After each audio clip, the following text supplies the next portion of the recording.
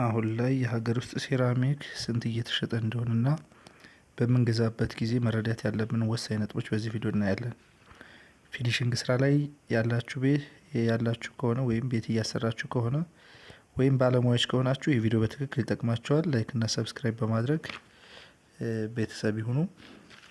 በመጀመሪያ አሁን ላይ እየተሸጠበት ያለውን የሀገር ውስጥ ሴራሚክ ዋጋ ከመናገሬ በፊት ለመግዛት ስናስብ ማየት ያለብን የተወሰኑ ዋና ዋና ነጥቦች እናያለን። የመጀመሪያው ነገር ጥንካሬውና ጥራቱን በትክክል ማየት ይኖርብናል ማለት ነው። ለምሳሌ ጥንካሬ ስንል የማይሰነጠቅ የማይሸራረፍ መሆን አለበት። እንደዚሁ ሲጫን ሲራገፍ በቀላሉ የሚሰነጠቅ ከሆነ በቀላሉ የሚሸረፍ ከሆነ እሱ በኋላም ላይ ለስራው ስለሚያስቸግረን እሱ ማየት ይኖርብናል ማለት ነው።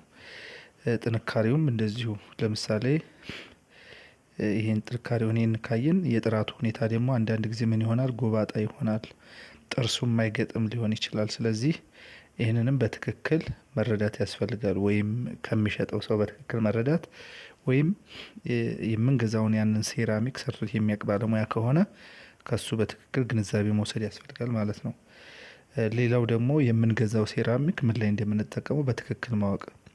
ያ ማለት ከፍተኛ እግር የሚበዛበት ወይም መተላለፊያ ላይ ነው የምንሰራው፣ ሙቀት የሚበዛበት ላይ ነው ወይም ውሃ በትክክል የሚበዛበት ላይ ነው የሚለውን ማየት ያስፈልጋል። በሶስተኛ የምናየው ውሃ የመሳብ ወይም የመምጠጥ ሁኔታውን።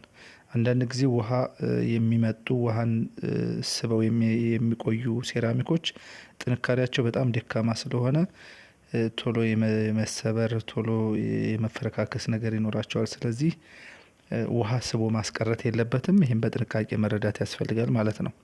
ሌላው አራተኛው የሴራሚኩን ውበት ቴክስቸሩን ሲያልቅ ምን አይነት መልክ እንደሚይዝ በትክክል መረዳት ያስፈልጋል። ምክንያቱም ሴራሚክ ካለቀ በኋላ እንዲህ አይነት ከለር ብጠቀም እንዲህ አይነት ሳይዝ ብጠቀም ከምንል በትክክል መጀመሪያ ላይ መክሮ ተማክሮ የሴራሚኩን ውበትና ቴክስቸሩን መረዳት ያስፈልጋል ማለት ነው።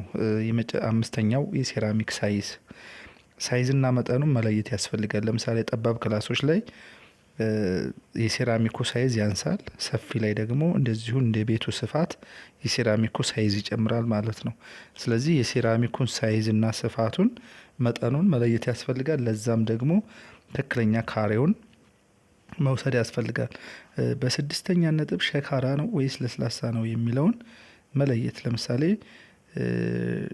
ለስላሳውን የምንጠቀምበት ሙሉ ለሙሉ ውሃ የሌለበት አካባቢ ላይ፣ መኝታ ቤቶች ላይ ቤቱ ውሃ ልክ ሆኖ የሚሰራበት ቦታ ላይ ለስላሳውን ብንጠቀም ችግር የለውም። ሸካራ ደግሞ ውሃ የሚበዛበት ስሎፕ ያለበት ቦታ፣ እነዚህ ሽንት ቤት አካባቢ ላይ ሸካራውን ሴራሚክ ብንጠቀም የተሻለ ነው። የዋጋ ልዩነት አላቸው። እሱ ብዙ ያን ያክል የሚጎዳ አይደለም። ሌላው ሰባተኛ ላይ ምንድነው? ከተሰራ በኋላ ለጥገናም ሆነ ለጽዳት ምቹ ነው የሚለውን ማየት ያስፈልጋል። ለምሳሌ ለጥገና አንዳንድ ጊዜ አንዳንድ ሴራሚክ አልፎ ሊሰነጠቅ ሊሰበር ይችላል። እሱን ብቻ አንስተን መቀየር እንችላለን ወይ የሚለውን እሱንም ማወቅ ያስፈልጋል። ለጽዳት ደግሞ ምቹ ነው ወይ? አንዳንድ ሴራሚክ ልክ እየቆየ ሲሄድ ፌድ ያደርጋል። ፌድ ማለት ከለሩን እየቀየረ ይሄዳል ማለት የሚመነች ካለ፣ ስለዚህ እሱን ለጽዳት ምቹ ነው ወይ የሚለውን ማየት ያስፈልጋል ማለት ነው። የምንገዛው ሴራሚክ በስምንተኛ ደግሞ የምንገዛው ሴራሚክ ለቤት ውስጥ ነው ለቤት ውጭ ነው የሚለውን እንደዚሁ መለየት ያስፈልጋል። ምክንያቱም ለቤት ውስጥና ለቤት ውጭ ተብለው የሚመረቱ ሴራሚኮች ጥንካሬያቸው የአየር ንብረት የሚቋቋምበትን መንገድ ተከትሎ ስለሆነ የሚሰሩት ጥንካሬያቸው ላይ ልዩነት አለው። ስለዚህ አብዛኛውን ለቤት ውጭ የምንጠቀመው ሴራሚክ ይህም ማለት ቴራስ ላይ በረንዳዎች ላይ የምንጠቀመው ሴራሚክ ፖርሲሊን ቢሆን የተሻለ ነው። ይህንንም አብሮ ታሳቢ ማድረግ ያስፈልጋል ማለት ነው። ሌላው ዘጠነኛው ላይ እንግዲህ የዋጋውን መጠንና ጥራቱን ማነጻጸር ያስፈልጋል። እንደየሱቁ እንደየቦታው ዋጋ ልዩነት ስለሚኖር ዋጋውን በትክክል ማጣራት እና ከዋጋው ጋር ደግሞ አብሮ ተያይዞ ጥራቱ ማለት ነው። አንዳንድ ጊዜ ጥራቱ ይቀንስና ዋጋውም አብሮ ይቀንሳል። ስለዚህ ይህንን ሁለቱን ማየት ያስፈልጋል ማለት ነው።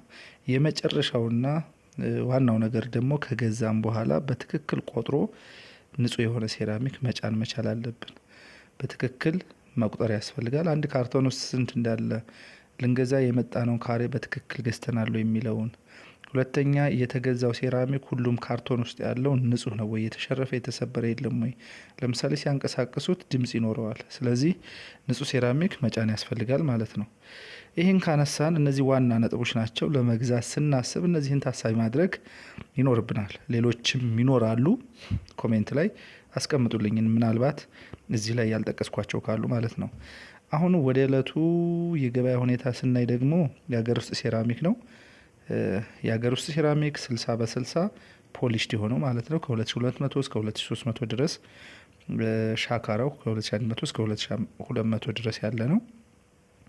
60 በ30 ለግድግዳ የሚሆነው ሴራሚክ ማለት ነው 1600 እስከ 1750 ይሄዳል። 30 በ30ው ለጠባብ ክላሶች ማለትም ለሽንት ቤት ምናምን 1350 እስከ 1500 ድረስ።